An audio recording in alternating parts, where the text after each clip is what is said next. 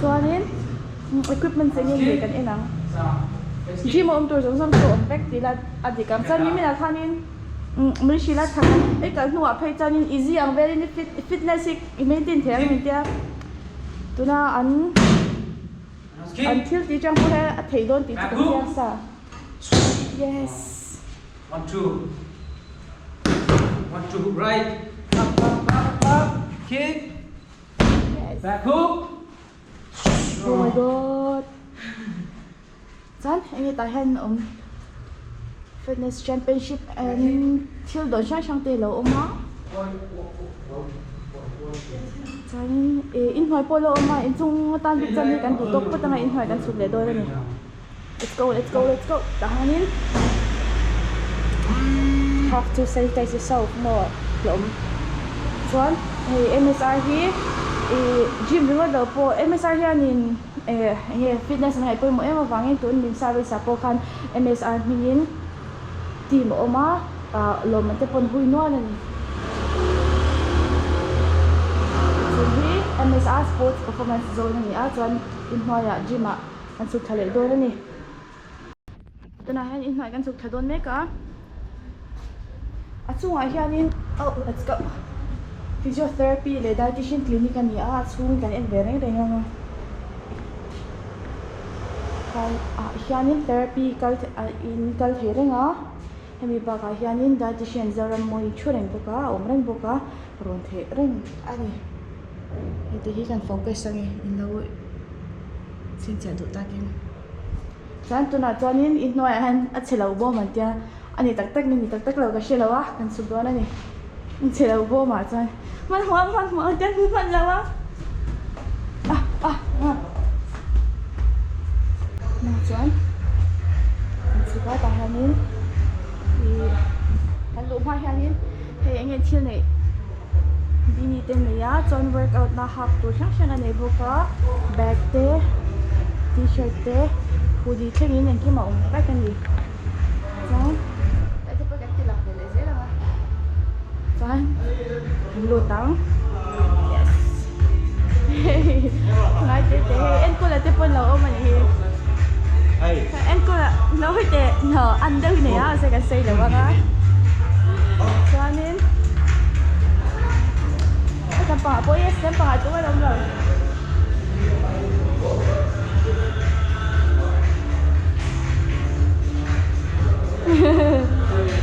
workout mở quá rồi đến lâu anh còn cái bà bố MSR fitness ticket thì MSR racing team lắm bằng em cô là tepo mà anh ấy workout cho thêm Cho thêm anh cho thêm anh hoàng rồi anh ấy gym bầu ra cùng nhau sẽ để gym anh kia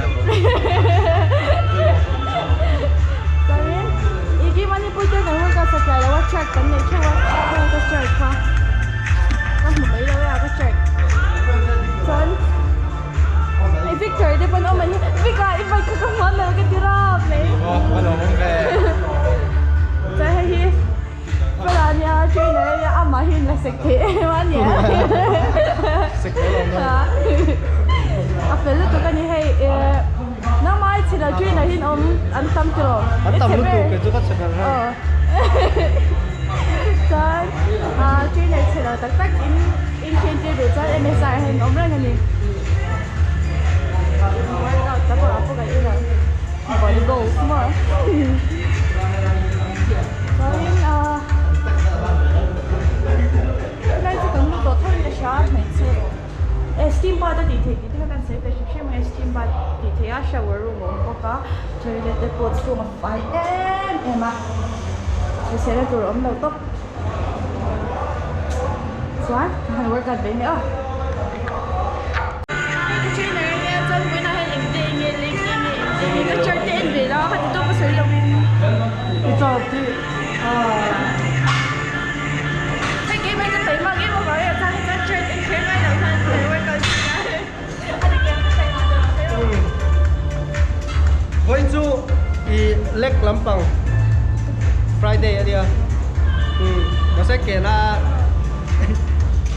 tôi bảo rằng chơi đâu những cái sao cả đây mà đâu như thế nào đây mà đâu những chơi đâu những cái sao cả cái chú cái có phải là cái con thầu cái gì đó không là kalır be kan.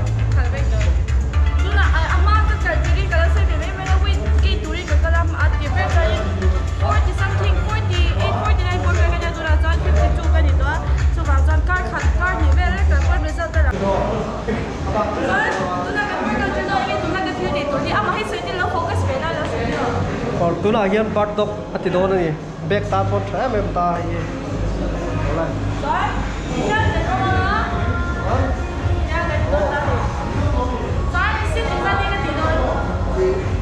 set set thum tu ra ni ma se lo join har ve de wa set ti chau in ti lo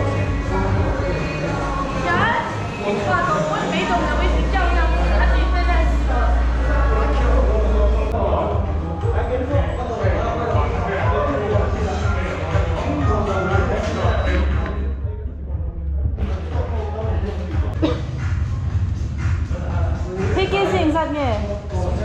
Sống đi á? Áo bơi tu na an thiêu tí số an cool down na mi. Marka sa so in cool down make ani. Marka sa din cool down make marka sa ha kem. tha lo ya Sa ka fit down em. fit chu kan tu An tu so. Ani le bikete. An no em. An no em. no na em chu ni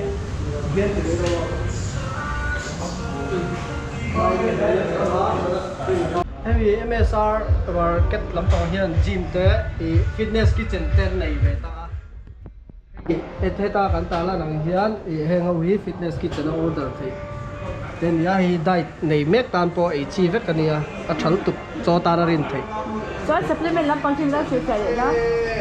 supplement mo Stay fit kitchen. Stay fit kitchen ani tu. So supplement. Shang oma le thei bo ke ti ro.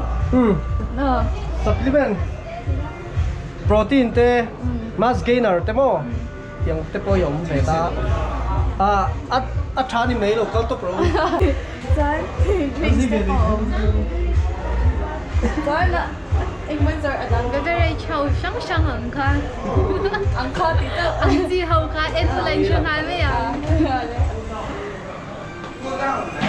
MSR Gym Magaldutan ka code dadiki at MSR Fiti in mga 40% discount in dong thai don ani mi zongzong local Victorian ka so mat sa u